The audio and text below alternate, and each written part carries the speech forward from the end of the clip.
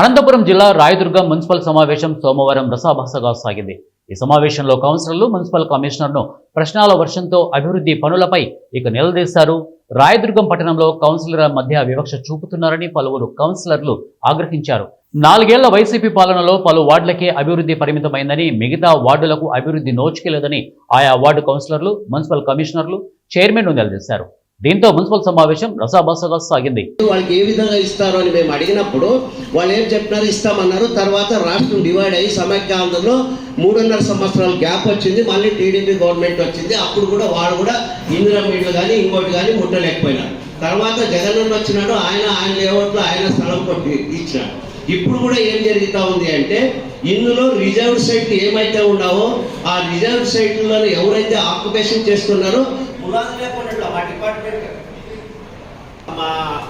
ఈయన టీపీ వాళ్ళు కూడా చెప్పేది, కమిషనర్ కూడా చెప్పేది ఇంతకు ముందు కూడా మేము లాస్ట్ ఇయర్ 2 years బిఫోర్ కూడా ఎన్ని రెవెన్యూ సైట్లు ఉన్నాయో అవన్నిటికీ కంచె వేయండి అని అమౌంట్ కూడా శాంక్షన్ చేసినాము.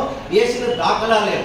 దాంట్లో కొంతమంది దౌర్జన్యంగా ఎక్కడ చిక్కట రెవెన్యూ స్థలము ఉండేది కొండపరం పోకుండా వేసుకున్నారు, రిజర్వ్ సైట్లు వేసుకున్నారు. దానివల్ల మళ్ళీ మీరు కూడా అక్కడ కొట్టారు. అది రిజర్వ్ సైట్ సంబంధించింది కదా, మాదాపూర్ లెవెల్తో మేము అబ్జెక్షన్ చేయడం లేదు. అవి కాదు, ఏదైతే